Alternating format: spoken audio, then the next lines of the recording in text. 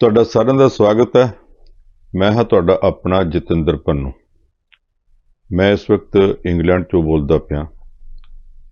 ਪਿਛਲੇ ਦਿਨਾਂ 'ਚ ਮੈਨੂੰ ਵੱਖ-ਵੱਖ ਦੇਸ਼ਾਂ ਦੇ ਲੋਕਾਂ ਨਾਲ ਮਿਲਣ ਦਾ ਮੌਕਾ ਮਿਲਿਆ। ਇਹ ਹੁਣ ਮੌਕਾ ਨਹੀਂ ਮਿਲਣ ਲੱਗਾ। ਮੈਨੂੰ ਪਿਛਲੇ 30 ਸਾਲਾਂ ਤੋਂ ਵੱਧ ਹੋ ਗਏ, 35 ਸਾਲ ਹੋ ਚੱਲੇ ਆ, ਲਗਾਤਾਰ ਮੌਕਾ ਮਿਲ ਰਿਹਾ। ਕਈ ਗੱਲਾਂ ਪੋਲੀਆਂ ਜ਼ਿੰਦਗੀ 'ਚ ਆਉਂਦੀਆਂ, ਫਿਰ ਉਹ ਤਜਰਬੇ ਦਾ ਹਿੱਸਾ ਬਣ ਜਾਂਦੀਆਂ। ਕਦੇ ਬੰਦੇ ਨੂੰ ਅਕਲ ਦਿੰਦੀਆਂ ਨੇ, ਕਦੇ ਅਕਲ ਨਹੀਂ ਉਹਦੀ ਮੱਤ ਨੂੰ ਠਕੋਰਦੀਆਂ ਨੇ। ਕਦੇ ਉਹਨੂੰ ਕਹਿੰਦੀਆਂ ਤੂੰ ਆ ਗਲਤ ਕੀਤਾ, ਕਦੇ ਕਹਿੰਦੀਆਂ ਕਰਨ ਲੱਗਾ ਸੀ ਤੇ ਥੋੜ੍ਹਾ ਜਿਹਾ ਵੱਧ ਕਰ ਲੈਂਦਾ, ਤੈਨੂੰ ਗੱਲ ਕਰਨੀ ਵੀ ਨਾ ਆਈ, ਸਿਰੇ ਤਾਂ ਲਾ ਕੇ ਛੱਡਦਾ। ਪਰ ਕਦੇ ਕਹਿੰਦੀਆਂ ਨਹੀਂ, ਜਿੰਨਾ ਕੀਤਾ ਉਹੀ ਕਾਫੀ ਆ, ਅਗਲਿਆਂ ਤੋਂ ਬਰਦਾਸ਼ਤ ਨਹੀਂ ਕੀਤਾ ਜਾਣਾ, ਇੰਨਾ ਵੀ ਨਾ ਕਹਿ ਕਿ ਇਹ ਹੱਦ ਤੋਂ ਪਾਰ ਹੋ ਜਾਵੇ। ਉਹਨਾਂ ਹੱਦਾਂ 'ਚ ਰਹਿਣ ਦੀ ਤੇ ਆਪਣੀ ਗੱਲ ਕਹਿਣ ਦੀ ਕੋਸ਼ਿਸ਼ ਅੱਜ ਮੈਂ ਫਿਰ ਕਰਨ ਲੱਗਾ। ਅਸੀਂ ਲੋਕ ਜਦੋਂ ਛੋਟੇ ਹੁੰਦੇ ਸੀ, ਉਦੋਂ ਮੈਂ ਤਾਂ ਉਰਦੂ ਪੜ੍ਹੀ ਨਹੀਂ, ਮੈਂ ਤਾਂ ਮੋਟੇ-ਮੋਟੇ ਸਿਰਲੇਖ ਸਿਰਫ ਪੜ੍ਹ ਸਕਦਾ, ਪਰ ਜਿਹੜੇ ਲਿਖਦੇ ਹੁੰਦੇ ਸਨ, ਜਿਹੜੇ ਪੜ੍ਹਦੇ ਹੁੰਦੇ ਸਨ, ਹੁਣ ਅਸੀਂ ਕਾਪੀ ਕਰਾ ਲੈਂਦੇ, 1 ਮਿੰਟ ਜ਼ੀਰੋਐਕਸ ਮਸ਼ੀਨ ਕਰ ਦਿੰਦੀ ਹੈ, ਸਾਡਾ ਸਕੈਨਰ ਕਰ ਦਿੰਦਾ। ਉਦੋਂ ਇਦਾਂ ਨਹੀਂ ਸੀ ਹੁੰਦਾ। ਉਦੋਂ ਹੱਥ ਲਿਖਤ ਦੀ ਕਾਪੀ ਜਾਂ ਟਾਈਪ ਕੀਤੇ ਹੋਏ ਜਾਂ ਛਪੇ ਹੋਏ ਦੀ ਕਾਪੀ ਹੱਥ ਨਾਲ ਲਿਖ ਕੇ ਕਰਨੀ ਪੈਂਦੀ ਸੀ, ਔਰ ਕਰਕੇ ਹੇਠਾਂ ਸਰਟੀਫਾਈ ਕਰਨਾ ਪੈਂਦਾ ਸੀ, ਜਿਹਨੂੰ ਉਰਦੂ 'ਚ ਤਸਦੀਕ ਕਰਨਾ ਕਹਿੰਦੇ ਸੀ, ਹਿੰਦੀ 'ਚ ਪ੍ਰਮਾਣਿਤ ਕਰਨਾ ਕਹਿੰਦੇ ਸੀ। ਔਰ ਉਹ ਲਿਖਿਆ ਇਸ ਤਰ੍ਹਾਂ ਜਾਂਦਾ ਸੀ, ਤਸਦੀਕ ਕੀਤਾ ਜਾਂਦਾ ਹੈ ਕਿ ਨਕਲ ਮੁਤਾਬਕ ਅਸਲ ਹੈ। ਹੁਣ ਨਕਲ ਦੇ ਮੁਤਾਬਕ ਅਸਲ ਨਹੀਂ ਹੁੰਦਾ।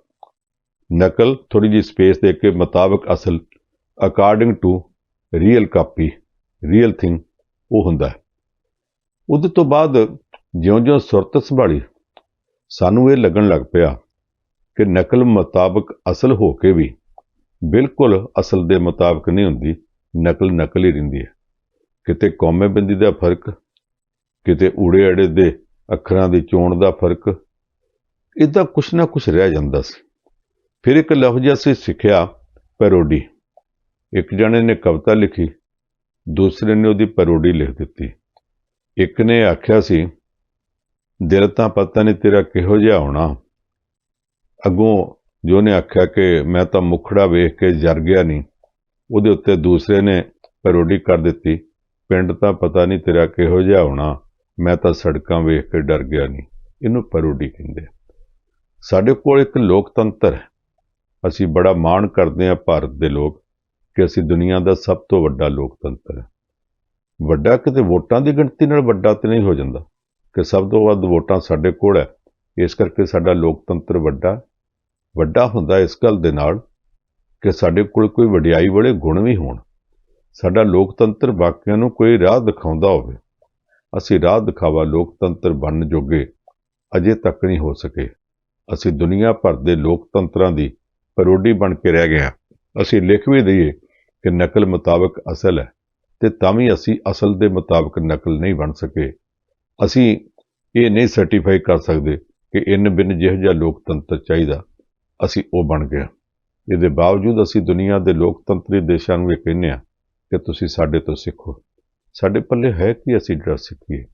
ਸਿੱਖਣ ਵਾਲੀਆਂ ਗੱਲਾਂ ਜਿੱਥੇ ਹੋਣ, ਉੱਥੋਂ ਤਾਂ ਅਸੀਂ ਸਿੱਖਦੇ ਨਹੀਂ, ਬਲਕਿ ਉਲਟਾ ਉਹਨਾਂ ਨੂੰ ਸਿਖਾਉਣ ਜਾਂਦੇ ਹਾਂ। ਅਸੀਂ ਵੱਡਿਆਂ ਨੂੰ ਇਹੋ ਜਿਹੀ ਮੱਤ ਦਿੰਦੇ ਹਾਂ ਕਿ ਉਹ ਕੰਨਾਂ ਨੂੰ ਹੱਥ ਲਾਉਂਦੇ ਹੋਣਗੇ ਕਿ ਇਹ ਲੋਕਤੰਤਰ ਆਪਣੇ ਦੇਸ਼ ਵਿੱਚ ਹੀ ਰੱਖ ਲੈਂਦੇ ਤੇ ਚੰਗਾ ਸੀ, ਇਹਨਾਂ ਤੋਂ ਬਗੈਰ ਸਾਡਾ ਕੀ ਸਰਿਆ ਸੀ। ਸਾਡੇ ਕੋਲ ਲੋਕਤੰਤਰ ਦੇ ਵਿੱਚ ਜਿਹੜਾ ਭ੍ਰਿਸ਼ਟਾਚਾਰ ਹੈ, ਅਸੀਂ America, Canada, England, Australia, New Zealand, ਉਹਨਾਂ ਦੇਸ਼ਾਂ ਵਿੱਚ ਵੀ ਪਹੁੰਚਾ ਦਿੱਤਾ। ਉੱਥੇ ਕਦੇ ਇਹ ਨਹੀਂ ਸੀ ਸੋਚਿਆ ਕਿਸੇ ਨੇ ਕਿ ਵੋਟਾਂ ਦੇ ਦਿਨਾਂ ਵਿੱਚ ਵੋਟਰਾਂ ਨੂੰ ਲਾਲਚ ਦਿੱਤਾ ਜਾਵੇਗਾ, ਉਹਨਾਂ ਨੂੰ ਵਿਸਕੀ ਪਿਆਈ ਜਾਵੇਗੀ, ਉਹਨਾਂ ਨੂੰ ਖਾਣੇ ਖਵਾਏ ਜਾਣਗੇ, ਡਿਨਰ 'ਤੇ ਸੱਦਿਆ ਜਾਵੇਗਾ। ਤੇ ਹੁਣ ਤਾਂ ਇੱਥੋਂ ਤੱਕ ਵੀ ਹੈ ਕਿ ਤੁਹਾਡੀ ਵੋਟ ਬਣਾਉਣ ਵਾਸਤੇ, ਤੁਹਾਡੇ ਹੋਰ ਗੱਲਾਂ ਵਾਸਤੇ ਜਿਹੜਾ ਖਰਚਾ ਆਉਂਦਾ, ਉਹ ਵੀ ਅਸੀਂ ਕਰ ਦਿਆਂਗੇ। ਇਹ ਜਿਹੜੇ ਲਾਲਚ ਦਿੱਤੇ ਜਾਣ ਲੱਗ ਪਏ ਆ, ਇਹ ਉਹਨਾਂ ਦੇਸ਼ਾਂ ਦੇ ਲੋਕਾਂ ਨੇ ਨਹੀਂ ਸੀ ਸੁਣੇ।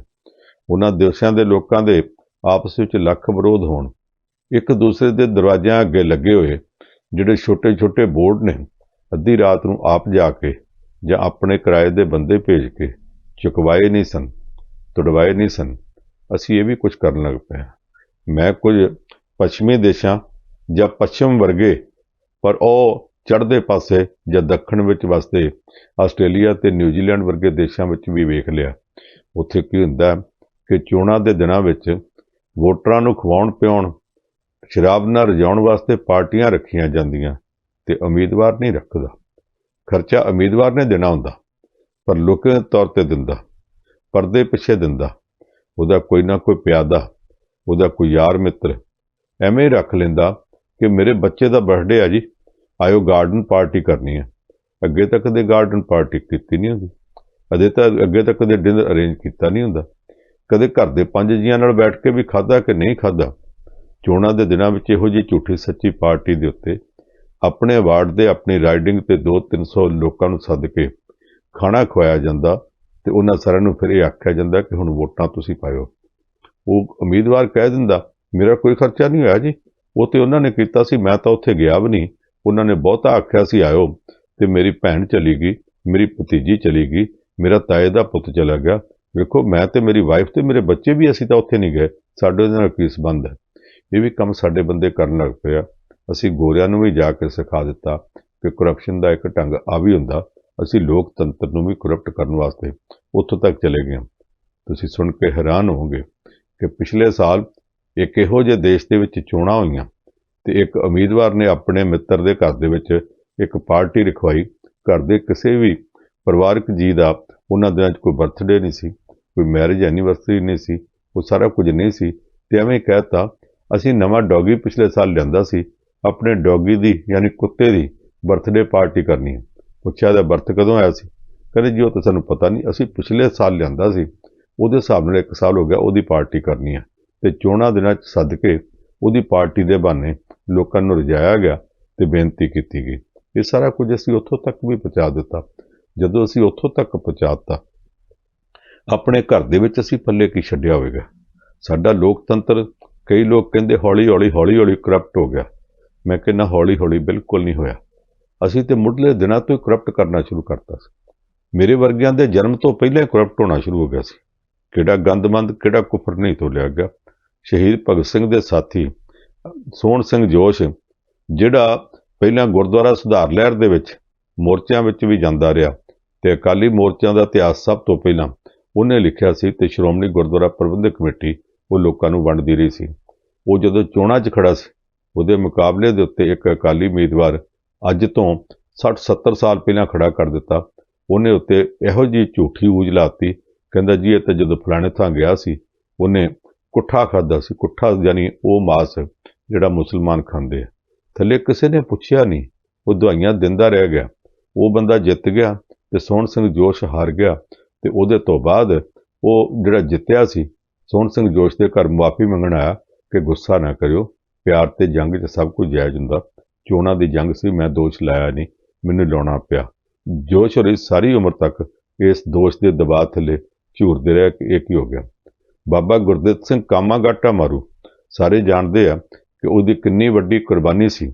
ਇੱਥੋਂ ਜਹਾਜ਼ ਲੈ ਕੇ ਪੰਜਾਬੀਆਂ ਨੂੰ ਕੈਨੇਡਾ ਤੱਕ ਗਿਆ ਸੀ। ਵੈਨਕੂਵਰ ਦੇ ਲਾਗੇ ਸਮੁੰਦਰ ਦੇ ਵਿੱਚ ਜੋ ਕੁਝ ਹੋਇਆ, ਮੈਂ ਉਹਦੀ ਕਹਾਣੀ ਕਿਸੇ ਮੌਕੇ ਫਿਰ ਪਾ ਲਵਾਂਗਾ। ਪਰ ਉਹਦੇ ਮੁਕਾਬਲੇ ਤੇ ਪ੍ਰਤਾਪ ਸਿੰਘ ਕੈਰੋਂ ਜਦੋਂ ਖੜਾ ਹੋ ਗਿਆ ਤੇ ਇਹਨੇ ਬਾਬਾ ਜੀ ਤੇ ਕਿਹੜਾ ਗੰਦੇ ਤੋਂ ਗੰਦਾ ਦੋਸ਼ ਨਹੀਂ ਸੀ ਲਾਇਆ, ਹਰ ਦੋਸ਼ ਲਾਇਆ। ਤੇ ਚੋਣ ਜਿੱਤਣ ਤੋਂ ਬਾਅਦ ਬਾਬਾ ਜੀ ਕੋਲ ਮੁਆਫੀ ਮੰਗਣ ਚਲਾ ਗਿਆ। ਬਾਬਾ ਜੀ ਮੁਆਫ ਕਰ ਦਿਓ, ਚੋਣਾਂ 'ਚ ਇਹੋ ਜਿਹੇ ਦੋਸ਼ ਲਾਉਣੇ ਹੀ ਪੈਂਦੇ ਆ। ਅਸੀਂ ਇਹ ਦੋਸ਼ ਲੱਗਦੇ ਵੀ ਵੇਖੇ ਹੋਏ ਆ। ਅਸੀਂ ਇਹਨਾਂ ਚੋਣਾਂ ਦੇ ਵਿੱਚ ਇੱਥੇ ਭਾਰਤ ਵਿੱਚ ਹੋਰ ਤਾਂ ਕਰਪਸ਼ਨ ਦੇ ਦੋਸ਼ ਲੱਗਣੇ ਹੀ ਆ, ਲੋਕਾਂ ਦੇ ਕਿਰਦਾਰ ਤੇ ਚਾਲ ਚੱਲਣ ਤੇ ਦੋਸ਼ ਲੱਗਦੇ ਵੇਖੇ। ਬਹੁਤ ਘਟੀਆ ਤੋਂ ਘਟੀਆ ਊਜਾਂ ਲਾਈਆਂ ਜਾਂਦੀਆਂ ਵੇਖੀਆਂ। ਸਾਡਾ ਲੋਕਤੰਤਰ ਤੇ ਬੜੇ ਚਿਰਾਂ ਤੋਂ ਕਰਪਟ ਹੈ। ਅਸੀਂ ਹੁਣ ਕਿਉਂ ਕਹਿੰਦੇ ਕਰਪਟ ਹੋ ਗਿਆ? ਅੱਜ ਅਸੀਂ ਇਹ ਕਹਿੰਦੇ ਸਾਡਾ ਲੋਕਤੰਤਰ ਬਹੁਤ ਵੱਡਾ, ਕਿਉਂਕਿ ਅਸੀਂ 140 ਕਰੋੜ ਲੋਕਾਂ ਦਾ ਦੇਸ਼ ਹੈ। ਜਦੋਂ ਵੋਟਾਂ ਪੈਂਦੀਆਂ ਤੇ ਦੁਨੀਆ ਦੇ ਕਿਸੇ ਵੀ ਦੇਸ਼ ਵਿੱਚ ਇੰਨੀਆਂ ਨਹੀਂ ਪੈਂਦੀਆਂ ਜਿੰਨੀਆਂ ਭਾਰਤ ਵਿੱਚ ਪੈਂਦੀਆਂ। ਕਈ ਵਾਰ ਪੈਂਦੀਆਂ ਨਹੀਂ, ਧੱਕੇ ਨਾਲ ਵੀ ਅਸੀਂ ਪਵਾ ਲੈਂਦੇ ਹਾਂ। ਪਰ ਜਿਹੜਾ ਕਿਰਦਾਰ ਦਾ ਵੱਡਾਪਣ ਹੈ ਉਹ ਤਾਂ ਅੱਜ ਤੱਕ ਸਾਡੇ ਪੱਲੇ ਨਹੀਂ ਪੈ ਸਕਿਆ। ਜੇ ਉਹ ਨਹੀਂ ਪੈਂਦਾ ਤੇ ਉਹਦੀਆਂ ਮਿਸਾਲਾਂ ਸਾਫ਼ ਨੇ। ਪਨਾਮਾ ਪੇਪਰ ਲੀਕੇਜ ਦਾ ਕੇਸ ਬਣਿਆ, ਉਹਦੇ ਵਿੱਚ ਕਿੰਨੇ ਦੇਸ਼ਾਂ ਦੇ ਵਿੱਚ ਰਾਸ਼ਟਰਪਤੀ ਤੇ ਪ੍ਰਧਾਨ ਮੰਤਰੀ ਜਿਹੜੇ ਆ ਉਹਨਾਂ ਨੂੰ ਅਸਤੀਫੇ ਦੇਣੇ ਪੈ ਗਏ। ਉਹਨਾਂ ਦੇ ਕੋਲ ਗੱਦੀਆਂ ਛੁੱਟ ਗਈਆਂ, ਵੱਡੇ ਵੱਡੇ ਲੋਕਾਂ ਤੇ ਕੇਸ ਬਣ ਗਏ, ਜੇਲ੍ਹਾਂ 'ਚ ਚਲੇ ਗਏ। ਸਾਡੇ ਭਾਰਤ ਦਾ ਨਾਮ ਹੀ ਆਇਆ ਸੀ, ਕੀ ਕੋਈ ਗਿਆ ਭਾਰਤ ਦਾ? ਇੱਥੇ ਜਿਹੜੇ ਆਪਣੇ ਆਪ ਨੂੰ ਸਦੀ ਦਾ ਮਹਾਨਾਇਕ ਕਹਿਣ ਵਾਲੇ ਫਿਲਮ ਐਕਟਰ ਆ, ਉਹਨਾਂ ਦੇ ਨਾਮ ਹੀ ਆਇਆ ਸੀ। ਮੈਂ ਤਾਂ ਉਹਨਾਂ ਨੂੰ ਕਦੇ ਮਹਾਨਾਇਕ ਨਹੀਂ ਮੰਨਿਆ। ਮੇਰੇ ਵਾਸਤੇ ਮਹਾਨਾਇਕ ਹੋਰ ਨੇ। ਮੇਰੇ ਵਾਸਤੇ ਮਹਾਨਾਇਕ ਭਗਤ ਸਿੰਘ ਹੋ ਸਕਦਾ, ਊਧਮ ਸਿੰਘ ਹੋ ਸਕਦਾ, ਕਰਤਾਰ ਸਿੰਘ ਸਰਾਭਾ ਹੋ ਸਕਦਾ। ਮੇਰੇ ਵਾਸਤੇ ਮਹਾਨਾਇਕ ਚੰਦਰ ਸ਼ੇਖਰ ਆਜ਼ਾਦ ਹੋ ਸਕਦਾ। ਮੇਰੇ ਵਾਸਤੇ ਮਹਾਨਾਇਕ ਹੋਰ ਨੇ। ਮੇਰੇ ਵਾਸਤੇ ਕਿਸੇ ਪੜਾਅ ਦੇ ਉੱਤੇ ਜਾ ਕੇ ਲਾਲ ਬਹਾਦਰ ਸ਼ਾਸਤਰੀ ਵੀ ਮਹਾਨਾਇਕ ਹੋ ਸਕਦਾ।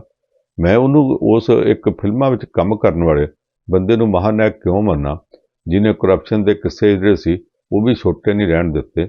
ਸਾਰਿਆਂ ਨੂੰ ਪਤਾ ਇੱਕ ਕੰਪਨੀ ਉਹਨੇ ਚਲਾਈ ਸੀ ਜਿਹੜੀ ਚੱਲ ਨਹੀਂ ਸਕੀ, ਚੱਲਣ ਤੋਂ ਪਹਿਲਾਂ ਹੀ ਚਲਾਣਾ ਕਰ ਗਈ ਸੀ, ਅਤੇ ਉਹਦੇ ਵਿੱਚ ਜਿਨ੍ਹਾਂ ਦਾ ਪੈਸਾ ਗਿਆ ਉਹ ਰੋਂਦੇ ਰਹਿ ਗਏ ਸੀ। ਇਹੋ ਜਿਹੇ ਲੋਕ ਸਦੀ ਦੇ ਮਹਾਨਾਇਕ ਬਣ ਜਾਣ ਤੇ ਭਾਰਤ ਦੇ ਲੋਕਤੰਤਰ ਵਾਸਤੇ ਸ਼ਰਮ ਵਾਲੀ ਗੱਲ ਹੈ। ਮੈਂ ਇਸ ਲੋਕਤੰਤਰ ਦੇ ਵਿੱਚ ਪਨਾਮਾ ਪੇਪਰ ਲੀਕੇਜ ਤੋਂ ਬਾਅਦ ਹੋਰ ਵੀ ਕਈ ਕੇਸ ਵਾਪਰਦੇ ਵੇਖੇ, ਪਰ ਉਹਨਾਂ ਲੋਕਾਂ 'ਚੋਂ ਕਦੇ ਕਿਸੇ ਨੂੰ ਜਰਾ ਜਿੰਨੀ ਸੱਟ ਨਹੀਂ ਲੱਗੀ। ਚੋਰ ਫੜੇ ਜਾਂਦੇ ਸਨ, ਚੋਰ ਛੁੱਟ ਜਾਂਦੇ ਸਨ। ਇੱਥੇ ਹਵਾਲਾ ਮਾਮਲੇ ਦਾ ਬਹੁਤ ਵੱਡਾ ਘਪਲਾ ਸਾਹਮਣੇ ਆਇਆ। ਮੁੱਖ ਮੰਤਰੀ ਵੀ ਫੜਿਆ ਗਿਆ ਉਹਦੇ 'ਚ।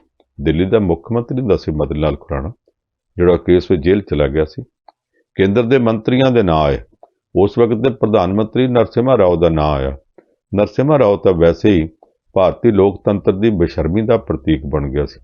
ਉਸ ਬੰਦੇ ਦੇ ਉੱਤੇ ਦੋਸ਼ ਲੱਗਾ ਸੀ ਭ੍ਰਿਸ਼ਟਾਚਾਰ ਦਾ, ਰਿਸ਼ਵਤ ਦੇ ਲੈਣ ਦੇਣ ਦਾ। ਲੱਖੂ ਭਾਈਵਾਲਾ ਕੇਸ ਸਾਰਿਆਂ ਨੂੰ ਯਾਦ ਹੈ।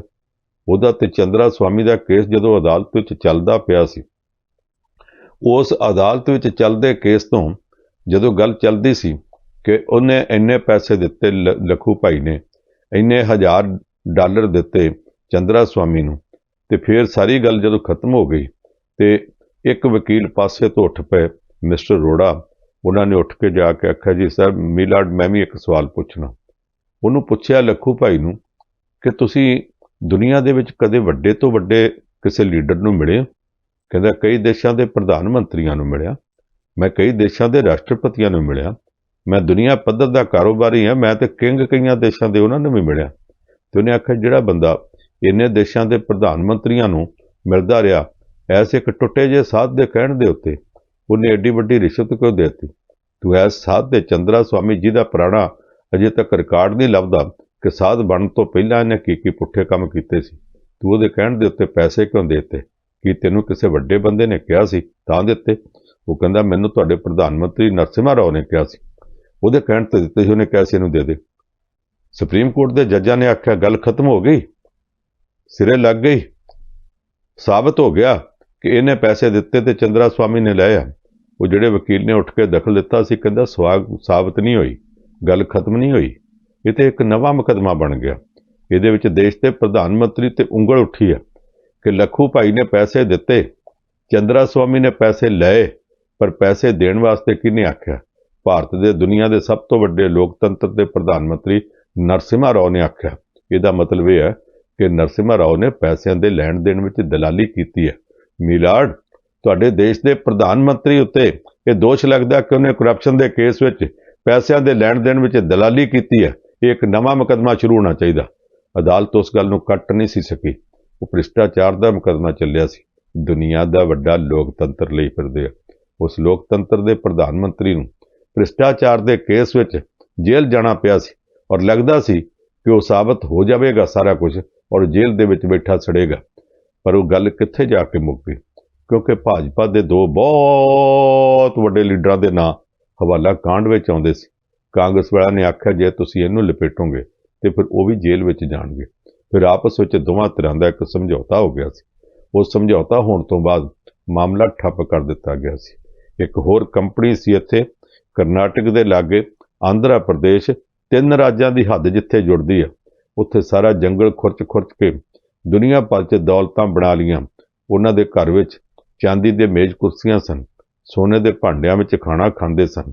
ਜਦੋਂ ਸੋਨੀਆ ਗਾਂਧੀ ਨੇ ਪਹਿਲੀ ਚੋਣ ਲੜੀ ਤੇ ਉਹ ਉਹਦੀ ਚੋਣ ਦੇ ਇੰਚਾਰਜ ਸਨ, ਉਦੋਂ ਉਹਦੇ ਮੁਕਾਬਲੇ ਸੁਸ਼ਮਾ ਸਵਰਾਜ ਭਾਜਪਾ ਦੀ ਲੀਡਰ ਹਾਰ ਗਈ ਸੀ। ਬਾਅਦ ਵਿੱਚ ਸੁਸ਼ਮਾ ਸਵਰਾਜ ਨਾਲ ਨੇੜਤਾ ਹੋ ਗਈ। ਉਹਨਾਂ ਨੇ ਹਵਨ ਕਰਾਇਆ ਤੇ ਸੁਸ਼ਮਾ ਸਵਰਾਜ ਨੇ ਉਹਨਾਂ ਦੇ ਸਿਰ ਤੇ ਹੱਥ ਰੱਖ ਕੇ ਆਸ਼ੀਰਵਾਦ ਦਿੱਤਾ ਤੇ ਲੋਕੀ ਕਹਿੰਦੇ ਸੀ ਸੋਨੇ ਦੇ ਚਮਚਿਆਂ ਕੌਲੀਆਂ ਵਾਲਿਆਂ ਦੀ ਇਹ ਨਵੀਂ ਗਾਡ ਮਦਰ ਆ। ਜਿਹੜਾ ਉਹ ਦੌਰ ਸੀ ਉਹ ਵੀ ਅਸੀਂ ਲੋਕਾਂ ਨੇ ਵੇਖਿਆ ਹੋਇਆ। ਤੇ ਫਿਰ ਹੋਇਆ ਕਿ ਉਹਦੇ ਉੱਤੇ ਦੋਸ਼ ਲੱਗ ਗਿਆ ਸੋਨੀਆ ਗਾਂਧੀ ਤੇ ਉਹਨਾਂ ਦਿਨਾਂ ਵਿੱਚ ਇਹਨਾਂ ਨੇ ਫਲਾਣੀ ਕੰਪਨੀ ਤੋਂ ਕਾਂਗਰਸ ਪਾਰਟੀ ਨੇ 300 ਕਰੋੜ ਰੁਪਏ ਤੋਂ ਵੱਧ ਲਿਆ। ਕਾਂਗਰਸ ਪਾਰਟੀ ਜਵਾਬ ਦਿੰਦੀ ਰਹੀ। ਮਾਮਲਾ ਵੱਧਦਾ ਗਿਆ। ਹਾਈ ਕੋਰਟ 'ਚੋਂ ਕਾਂਗਰਸ ਪਾਰਟੀ ਦੇ ਖਿਲਾਫ ਕੇਸ ਹੋ ਗਿਆ, ਸੁਪਰੀਮ ਕੋਰਟ ਵਿੱਚ ਚਲਾ ਗਿਆ। ਜਦੋਂ ਸਾਰੇ ਦੇ ਸਾਰੇ ਸਬੂਤ ਭੁਗਤ ਗਏ, ਸਾਰਾ ਕੇਸ ਸਿਰੇ ਤੇ ਲੱਗ ਗਿਆ ਸੀ, ਅਚਾਨਕ ਕੇਂਦਰ ਦੀ ਸਰਕਾਰ ਬਦਲ ਗਈ। ਉੱਥੇ ਨਰਿੰਦਰ ਮੋਦੀ ਸਰਕਾਰ ਆ ਗਈ। ਇਹਨਾਂ ਨੇ ਜਿਹੜੇ ਹਾਈ ਕੋਰਟ ਤੱਕ ਇਹ ਕਹਿੰਦੇ ਸੀ ਕਿ ਕਾਂਗਰਸ ਪਾਰਟੀ ਨੂੰ ਟੰਗ ਦੇਣਾ, ਅਚਾਨਕ ਜਾ ਕੇ ਉੱਥੇ ਇਹ ਕਹਿਤਾ ਕਿ ਨਹੀਂ, ਜਿਨ੍ਹਾਂ ਨੇ ਪੈਸਾ ਦਿੱਤਾ ਉਹ ਭਾਰਤੀ ਮੂਲ ਦੇ ਆ, ਭਾਰਤੀ ਨਹੀਂ। ਇਹ ਜੋ ਕੁਝ ਹੋਇਆ ਦੇਸ਼ ਤੋਂ ਬਾਹਰ ਹੋਇਆ, ਭਾਰਤ ਵਿੱਚ ਤੇ ਕੇਸ ਹੀ ਨਹੀਂ ਬਣਦਾ, ਇਸ ਕਰਕੇ ਕੇਸ ਖਤਮ ਕਰ ਦਿੱਤਾ ਜਾਵੇ। ਸੋਨੀਆ ਗਾਂਧੀ ਤੇ ਉਹਦੀ ਪਾਰਟੀ ਫਸਦੀ ਸੀ, ਇਹਨਾਂ ਨੇ ਕੇਸ ਕਿਉਂ ਖਤਮ ਕਰਾਇਆ? ਇਸ ਕਰਕੇ ਕਰਾਇਆ ਕਿ ਜੇ ਕਾਂਗਰਸ ਪਾਰਟੀ ਨੂੰ 350 ਕਰੋੜ ਯਾਨੀ 300 ਕਰੋੜ ਤੋਂ ਕੁਝ ਉੱਪਰ ਦਿੱਤੇ ਸੀ ਤੇ 300 ਕਰੋੜ ਤੋਂ ਥੋੜੇ ਜਿਹੇ ਹੇਠਾਂ ਉਹਨਾਂ ਨੇ ਭਾਜਪਾ ਨੂੰ ਵੀ ਦਿੱਤੇ ਸੀ। ਜਦੋਂ ਕਾਂਗਰਸ ਵਾਲਿਆਂ ਨੇ ਆਖਿਆ ਕਿ ਡੂਬੇਗੀ ਕਿਸ਼ਤੀ ਤਾਂ ਡੂਬेंगे ਸਾਰੇ, ਨਾ ਤੁਮ ਹੀ ਬਚੋਗੇ ਨਾ ਸਾਥੀ ਤੁਮਾਰੇ, ਅਸੀਂ ਮਰਨ ਲੱਗੇ ਤੇ ਤੁਹਾਨੂੰ ਕੋਈ ਛੱਡ ਦਿਆਂਗੇ, ਤੇ ਉਹ ਫਿਰ ਕੇਸ ਖਤਮ ਕਰ ਦਿੱਤਾ ਗਿਆ ਸੀ। ਉਹ ਕੇਸ ਦੋਵਾਂ ਧਿਰਾਂ ਨੇ ਰਲ ਕੇ ਖਤਮ ਕੀਤਾ ਸੀ। ਤੇ ਸਾਡਾ ਭਾਰਤ ਦਾ ਦੁਨੀਆ ਦਾ ਸਭ ਤੋਂ ਵੱਡਾ ਲੋਕਤੰਤਰ ਹੈ, ਜਿਹਦੇ ਵਿੱਚ ਲੋੜ ਪਈ ਤੋਂ ਇਹੋ ਜਿਹੇ ਸਮਝੌਤੇ ਵੀ ਹੋ ਜਾਂਦੇ ਆ ਤੇ ਮਾਮਲਾ ਠੱਪ ਕਰ ਦਿੱਤਾ ਜਾਂਦਾ। ਅਪਰਾਧੀਆਂ ਦੇ ਮਾਮਲੇ ਵਿੱਚ ਵੀ ਇਹੋ ਹੈ, ਕਰਪਸ਼ਨ ਦੇ ਮਾਮਲੇ ਵਿੱਚ ਵੀ ਇਹੋ ਹੈ। ਇੱਥੇ ਕੋਈ ਇਹ ਕਹਿਣ ਨੂੰ ਤਿਆਰ ਨਹੀਂ ਕਿ ਅਸੀਂ ਆਹ ਠੀਕ ਕੀਤਾ। ਉਹ ਕਹਿੰਦੇ ਤੁਸੀਂ ਆਹ ਗਲਤ ਕੀਤਾ ਸੀ, ਅਸੀਂ ਤੁਹਾਡੇ ਜਿੰਨਾ ਨਹੀਂ ਕੀਤਾ। ਗਲਤ ਕੀਤਾ ਸੀ ਤੁਹਾਡੇ ਜਿੰਨਾ ਨਹੀਂ ਕੀਤਾ, ਜਿੰਨਾ ਨਾ ਕੀਤਾ ਸੀ, ਪਰ ਇਹ ਤਾਂ ਮੰਨਦੇ ਹੋ ਨਾ ਗਲਤ ਕੀਤਾ। ਜੇ ਤੁਸੀਂ ਵੀ ਗਲਤ ਕੀਤਾ, ਉਹਨਾਂ ਵੀ ਗਲਤ ਕੀਤਾ, ਤੁਹਾਡੇ ਇਸ ਗਲਤ ਤੇ ਗਲਤ ਦਾ ਨਤੀਜਾ ਕੀ ਨਿਕਲਿਆ? ਇਹ ਕੋਈ ਮੈਥਮੈਟਿਕਸ ਤਾਂ ਨਹੀਂ ਕਿ ਇੱਕ ਨੈਗੇਟਿਵ, ਇੱਕ ਮਾਈਨਸ ਦੇ ਨਾਲ ਦੂਸਰਾ ਮਾਈਨਸ ਕੱਟੇ ਤੇ ਫਿਰ ਪੋਜ਼ਿਟਿਵ ਹੋ ਜਾਵੇਗਾ। ਮੰਨਫੀ ਤੇ ਮੰਨਫੀ ਦਾ ਪੋਜ਼ਿਟਿਵ ਇਦਾਂ ਤਾਂ ਨਹੀਂ ਬਣਨ ਲੱਗਾ। ਜੇ ਇੱਕ ਨੇ ਗਲਤ ਕੀਤਾ, ਦੂਸਰੇ ਨੇ ਬਰਾਬਰ ਗਲਤ ਕੀਤਾ, ਤੇ ਦੋ ਗਲਤ ਜੋੜ ਕੇ ਉਹਦੇ ਨਾਲੋਂ ਵੀ ਵੱਧ ਸਤਿਆਨਾਸ਼ ਕਰਨ ਵਾਲਾ ਗਲਤ ਹੋ ਗਿਆ। ਪਰ ਇੱਥੇ ਬਹੁਤ ਸਾਰੀਆਂ ਗੱਲਾਂ ਜਿਹਦੇ ਉੱਤੇ ਕਾਂਗਰਸੀ ਤੇ ਭਾਜਪਾ ਵਾਲੇ ਤੇ ਬਾਕੀ ਦੀਆਂ ਪਾਰਟੀਆਂ ਵਾਲੇ ਆਪਸ ਵਿੱਚ ਰਲ ਜਾਂਦੇ ਰਹੇ, ਨਾਨੀ ਦੋਤੀ ਰਲ ਕੇ ਕਾਲਾ ਮਾਲਾ ਕਰ ਜਾਂਦੇ ਰਹੇ। ਇਹੋ ਹੀ ਕਾਰਨ ਹੈ ਕਿ ਫਾਟਕ ਭਾਵੇਂ ਲੱਗਾ ਹੋਵੇ ਅਗਲੇ ਪਾਸੇ, ਉਸ ਫਾਟਕ ਦੇ ਥੱਲਿਓਂ ਦੀ ਨਿਕਲ ਕੇ ਕਾਂਗਰਸੀ ਲੀਡਰ ਭਾਜਪਾ 'ਚ ਜਾਂਦੇ ਆ। ਜਿਹੜਾ ਭਾਜਪਾ 'ਚ ਰੁੱਸ ਜਾਂਦਾ ਉਹ ਕਾਂਗਰਸ ਵਿੱਚ ਚਲਾ ਜਾਂਦਾ। ਜਿਹੜੇ ਸੂਬੇ ਵਿੱਚ ਕੋਈ ਪਾਰਟੀ ਭਾਰੂ ਹੁੰਦੀ ਆ, ਉਹਦੇ ਖਿਲਾਫ ਕਾਂਗਰਸੀ ਵੀ ਬੋਲਦੇ ਆ, ਉਹਦੇ ਖਿਲਾਫ ਭਾਜਪਾ ਦੇ ਲੀਡਰ ਵੀ ਬੋਲਦੇ ਆ, ਨਿੰਦਦੇ ਆ, ਨੌਲਦੇ ਆ, ਨਾਨਕੇ ਦਾਦਕੇ ਦੇ ਪੋਤੜੇ ਫੋਲਦੇ ਆ। ਪਰ ਜਦੋਂ ਸਮਝੌਤਾ ਹੋ ਜਾਂਦਾ, ਉਹੀ ਬੰਦਾ ਇਹਨਾਂ ਕੋਲ ਆ ਜਾਂਦਾ ਤੇ ਫਿਰ ਰਾਤੋਂ ਰਾਤ ਦੁੱਧ ਧੋਤਾ ਹੋ ਜਾਂਦਾ। ਕਾਂਗਰਸੀ ਵੀ ਉਹਨੂੰ ਮੁੜ ਕੇ ਬੁਰਾ ਨਹੀਂ ਕਹਿੰਦੇ, ਭਾਜਪਾ ਵਾਲੇ ਵੀ ਬੁਰਾ ਨਹੀਂ ਕਹਿੰਦੇ। ਮੈਨੂੰ ਯਾਦ ਹੈ 1992 ਦੇ ਵਿੱਚ ਯੂਥ ਕਾਂਗਰਸ ਦੇ ਕੌਮੀ ਪ੍ਰਧਾਨ ਨੇ ਪ੍ਰੈਸ ਕਾਨਫਰੰਸ ਕਰਕੇ ਇੱਕ ਬੰਦੇ ਤੇ ਦੋਸ਼ ਲਾਇਆ ਸੀ ਕਿ ਐਂਟੀ ਨੈਸ਼ਨਲ ਹੈ, ਇਹ ਦੇਸ਼ ਧਰੋਹੀ ਆ, ਇਹਨੂੰ ਜੇਲ੍ਹ ਵਿੱਚ ਸੁੱਟ ਦੇਣਾ ਚਾਹੀਦਾ। ਔਰ ਨਾਲ ਕਿੰਨੇ ਸਾਰੇ ਸਬੂਤ ਪੇਸ਼ ਕਰ ਦਿੱਤੇ ਸਨ ਕਿ ਇਸ ਬੰਦੇ ਨੇ ਆਪਣੇ ਦੇਸ਼ ਨਾਲ ਆ ਵਿਸ਼ਵਾਸਘਾਤ ਕੀਤਾ, ਇਹਨੇ ਇਸ ਦੇਸ਼ ਦਾ ਆ ਨੁਕਸਾਨ ਕੀਤਾ, ਇਹ ਬੰਦਾ ਤਾਂ ਇੱਕ ਦਿਨ ਵੀ ਜੇਲ੍ਹ ਤੋਂ ਬਾਹਰ ਰੱਖਣ ਦੇ ਕਾਬਿਲ ਨਹੀਂ, ਸੁੱਟ ਦੇਣਾ ਚਾਹੀਦਾ। ਉਹ ਬੰਦਾ ਤੀਸਰੇ ਦਿਨ ਕਾਂਗਰਸ ਪਾਰਟੀ 'ਚ ਸ਼ਾਮਲ ਹੋ ਗਿਆ। ਅਗਲੀ ਪ੍ਰੈਸ ਕਾਨਫਰੰਸ ਦੇ ਮੌਕੇ ਯੂਥ ਕਾਂਗਰਸ ਦੇ ਪ੍ਰਧਾਨ ਨੂੰ ਪੁੱਛਿਆ ਗਿਆ, ਕਿਉਂ ਜੀ ਹੁਣ ਤਾਂ ਉਹ ਬੰਦਾ ਤੁਹਾਡੇ 'ਚ ਸ਼ਾਮਲ ਹੋ ਗਿਆ, ਤੁਸੀਂ ਇਹ ਦੱਸੋ ਕਿ ਤੁਸੀਂ ਕਹਿੰਦੇ ਸੀ ਇਹ ਬੰਦਾ ਦੇਸ਼ ਧਰੋਹੀ ਆ, ਇਹ ਬੰਦਾ ਜੇਲ੍ਹ ਵਿੱਚ ਸੁੱਟ ਦੇਣਾ ਚਾਹੀਦਾ, ਕਿ ਅਜੇ ਵੀ ਦੇਸ਼ ਧਰੋਹੀ ਆ? ਤੇ ਉਹਨੇ ਬੇਸ਼ਰਮਾ ਵਾਂਗ ਆਖਿਆ ਸੀ, ਲੈ ਹੁਣ ਜਦੋਂ ਸਾਡੇ 'ਚ ਸ਼ਾਮਲ ਹੋ ਗਿਆ ਤੇ ਹੁਣ ਦੇਸ਼ ਧਰੋਹੀ ਕਾਹਦਾ ਰਹਿ ਗਿਆ? ਇਹੋ ਕੰਮ ਅੱਜ ਕੱਲ੍ਹ ਭਾਜਪਾ ਕਰਦੀ ਹੈ। ਜਦੋਂ ਤੇਲਗੂ ਦੇਸ਼ਮ ਵਾਲੇ ਚੰਦਰਬਾਬੂ ਨਾਇਡੂ ਨਾਲ ਸਮਝੌਤਾ ਟੁੱਟਾ, ਗੱਠਜੋੜ ਟੁੱਟਾ, ਉਹਦੇ 3 ਕੇਂਦਰੀ ਮੰਤਰੀ ਉਹਨੇ ਵਾਪਸ ਲੈ ਲਏ ਤੇ ਭਾਜਪਾ ਦੇ 3 ਮੰਤਰੀ ਜਿਹੜੇ ਆਂਧਰਾ ਪ੍ਰਦੇਸ਼ ਦੀ ਕੈਬਨਿਟ ਵਿੱਚ ਸਨ, ਉਹਨੇ ਧੱਕਾ ਮਾਰ ਕੇ ਬਾਹਰ ਕੱਢ ਦੇ, ਚਾਹੋ ਚੱਲ ਜਾਓ ਨਰਿੰਦਰ ਮੋਦੀ ਕੋਲ। ਨਰਿੰਦਰ ਮੋਦੀ ਸਾਹਿਬ ਦੇ ਇਸ਼ਾਰੇ ਤੇ ਭਾਜਪਾ ਦੇ ਇੱਕ ਬਹੁਤ ਸੀਨੀਅਰ ਬੁਲਾਰੇ ਨੇ ਰਾਜ ਸਭਾ ਦੇ ਚੇਅਰਮੈਨ ਨੂੰ, ਜਿਹੜਾ ਭਾਰਤ ਦਾ ਉਪ ਰਾਸ਼ਟਰਪਤੀ ਵੀ ਹੁੰਦਾ, ਉਹਨੇ ਚਿੱਠੀ ਲਿਖੀ ਕਿ ਇਹਨਾਂ ਦੇ 4 ਰਾਜ ਸਭਾ ਮੈਂਬਰਾਂ ਵਿੱਚੋਂ 2 ਦੇ ਖਿਲਾਫ ਕਰਪਸ਼ਨ ਦੇ ਆਹ ਦੋਸ਼ ਆ, ਇਹਨਾਂ ਬੈਂਕਾਂ ਨਾਲ ਫਰਾਡ ਕੀਤਾ ਹੋਇਆ, ਇਹਨਾਂ ਨੂੰ ਫੜ ਕੇ ਅੰਦਰ ਦਿੱਤਾ ਜਾਣਾ ਚਾਹੀਦਾ, ਇਹਨਾਂ ਦਾ ਕੇਸ ਬਹੁਤ ਗੰਭੀਰ ਹੈ। ਉਹਦੇ ਉੱਤੇ ਤਬਤਲੀ ਮਚ ਗਈ ਕਿ ਭਾਜਪਾ ਦੇ ਸਭ ਤੋਂ ਸੀਨੀਅਰ ਬੁਲਾਰੇ ਨੇ ਆਖਿਆ, ਔਰ ਬੁਲਾਰਾ ਵੀ ਉਹ ਜਿਹੜਾ 4-6 ਮਹੀਨਿਆਂ ਬਾਅਦ ਇੱਕ ਵਾਰੀ ਬੋਲਦਾ, ਆਮ ਤੌਰ ਤੇ ਬੋਲਦਾ ਨਹੀਂ, ਸੀਰੀਅਸ ਬੁਲਾਰਾ ਗਿਣਿਆ ਜਾਂਦਾ। ਉਹ ਬੰਦੇ ਸਿਰਫ 48 ਘੰਟੇ ਬਾਹਰ ਰਹੇ, 24 ਘੰਟੇ ਸੌਦਾ ਕਰਨ ਤੇ 24 ਘੰਟੇ ਡਰਦੇ ਡਰਦੇ ਦਿੱਲੀ ਵੜਨ ਤੇ। ਉੱਥੇ ਆ ਕੇ ਉਹਨਾਂ ਐਲਾਨ ਕਰਤਾ, ਅਸੀਂ ਆਂਧਰਾ ਪ੍ਰਦੇਸ਼ ਦੇ ਤੇਲਗੂ ਦੇਸ਼ਮ ਪਾਰਟੀ ਜਿਹੜੀ ਹੈ ਚੰਦਰਬਾਬੂ ਨਾਇਡੂ ਦੀ, ਉਹ ਛੱਡ ਦਿੱਤੀ। ਚੰਦਰਬਾਬੂ ਨਾਇਡੂ ਨੂੰ ਬਾਏ ਬਾਏ ਟਾਟਾ ਕਹਿਤਾ, ਹੁਣ ਅਸੀਂ ਨਰਿੰਦਰ ਮੋਦੀ ਜੀ ਦੀ ਸ਼ਰਨ 'ਚ ਆ ਗਏ ਹਾਂ, ਅਸੀਂ ਭਾਜਪਾ 'ਚ ਸ਼ਾਮਲ ਹੋ ਗਏ। ਉਹਦੇ ਬਾਅਦ ਲੋਕ ਪੁੱਛਦੇ ਰਹੇ ਕਿ ਇਹਨਾਂ ਦੇ ਖਿਲਾਫ ਭਾਜਪਾ ਦੇ ਸਭ ਤੋਂ ਸੀਨੀਅਰ ਬੁਲਾਰੇ ਨੇ ਦੋਸ਼ ਲਾਏ ਸੀ देश के राष्ट्रपति उप राष्ट्रपति को चिट्ठी पहुंची सी, जिहड़ा राज सभा का चेयरमैन भी है, वो चिट्ठी का की बनया की बनया की बनया की बनया अज तक इस मामले से सैकड़े बार पूछा जा सकता। भारत में राइट टू इनफॉर्मेशन कानून लागू है, सूचना के अधिकार का कानून लागू है, पर अज तक उस चिट्ठी बारे ये दसिया नहीं गया कि उस चिट्ठी का की बनया, कि वह दोष कायम ने या दोष रद्द कर दिते गए ने, कि वह बंदा दुध धोता हो गया, जां भाजपा च शामिल होने वास्ते जिद्दां यूथ कांग्रेस वाले कहंदे सी बाहर बैठा देश धरोही है, जो साडे च शामिल ही हो गया तो हुण काहदा देश धरोही है। इसदा मतलब भाजपा च भी शामिल हो गया, हुण काहदा करप्ट है, हुण ते साडे विच है। जिहड़ा लोकतंत्र इहो जिहियां वणगियां ढेरां दे ढेर अपने नाल लई फिरदा, उस लोकतंत्र जदों दुनिया वालियां नूं इह कहिंदा कि असीं दुनिया का सब तो वड्डा लोकतंत्र है, असीं दुनिया का सब तो वड्डा लोकतंत्र, अपने लोकतंत्र के सब तो वड्डे डेमोक्रेसी के लोकतंत्र के मंदिर की चोण करन जा रहे हैं। वो चोण तो पहला एक दूसरे ते दूषणा दीयां झड़ियां लगदियां, जिहदे माँ बाप नानके दादके गणाए हुंदे आ, वो अगले दिन आउंदा ते उहनूं बुक्कड़ च लैके खड़ा करके अपने नाल उहदे गल च सिरोपा पाया जांदा। सिरोपा पाउणा जिहड़ा किसी का सत्कार करना हुंदा। जदों इहो जिहा बंदा जिन्हों कल तक दुनिया का सब तो घटिया कमीना तुसीं आख्या जी, उहदा सत्कार करदे हो ते असल च उहदा सत्कार नहीं कर रहे, अपने खेड आ रहे हो। सारी दुनिया नूं पता लग गया कि बंदा जिन्ना मर्जी घटिया हो जाए, जे तुहाडे कोल आ गया तो तुसीं उहनूं भी सरोपा दे सकदे हो। इन्हां सरोपिਆਂ ने धार्मिक खेत्र में भी बहुत चंद चाढ़े, इन्हां सरोपिਆਂ ने राजनीति च भी बड़े चंद चाढ़े। इहदे बावजूद भारत नूं इस गल दा माण है कि बड़ा वड्डा लोकतंत्र है, जिद्दां मर्जी होवे है, तां दुनिया भर के लोकतंत्रां दी पैरोडी बन के रह गया। असीं आखी जाइए कि नकल मुताबिक असल है, ये नकल अकॉर्डिंग टू रियल है, पर इसके बावजूद असी ना अकॉर्डिंग टू रियल बन सके, ना नकल मुताबिक असल बन सके, ना असी लोकतंत्र की वणगी पेश कर सके जिहड़ी वणगी दुनिया नूं राह विखा सकदी होवे। हाँ, सिरां की गिणती करते हैं, वोटां की गिणती करते हैं, अंकड़ियां नूं फोड़दे हैं ते गिण के कह दिंदे हैं असी दुनिया का सब तो वड्डा लोकतंत्र है। इत्थों तक सानूं साडी लीडरशिप ने पहुँचाया। मैं देश के लोगों को बेनती करांगा कि इस वेले चोणां दे अखाड़े विच नगारा वज चुका, ये ढोल खड़कदा पिया, तुहानूं भी सुणदा, मैनूं भी सुणदा। इस ढोल दे नच्चण वास्ते अखाड़े च जिहड़े लोग निकले हुए ने उन्हां सारिआं नूं तुसीं जाणदे हो। जे तुहाडे कोल किते सब तो घटिया किस्म के 3 बंदे भी खलो जाण, वोट फिर भी पाउण जाओ, उन्हां तिन्हां चों जिहड़ा सब तो माड़ा उहनूं पा दिओ। जे नहीं पाउणी ते नोटा दा not of the above all वो बटन दबा दिओ। ਉਹਦੇ ਨਾਲ ਕੀ फर्क पवेगा? हार जित नूं फर्क नहीं पैना, पर दुनिया के सामने आ जाएगा कि इन्ने लोग है जिहड़े फलाने हल्के दे विच किसी नूं भी पसंद नहीं करते। वो समझते हैं कि सारियां भेडां, वो मुहावरा हुंदा सभे भेडां मूँह कालियां, वो इन्हां नूं आ कुछ समझते हैं। जाओ जरूर और कोशिश करियो कि जे हो सके तो कुछ ना कुछ इस लोकतंत्र की वणगी नूं इहदे विच आई इन्फैक्शन नूं दूर करके हिस्सा पा सकीए। जे नहीं पाउण जोगे तो फिर भी भावें किसी भी तरीके अपने विचार प्रगट कर जाओ जरूर, जाओ जरूर ते जाओ जरूर। इन्नियां क गल्लां नाल तुहाडे तो आग्या चाहुंदा। देखते रहो टीवी प्राइम एशिया, तुहाडा अपना तुहाडे लई।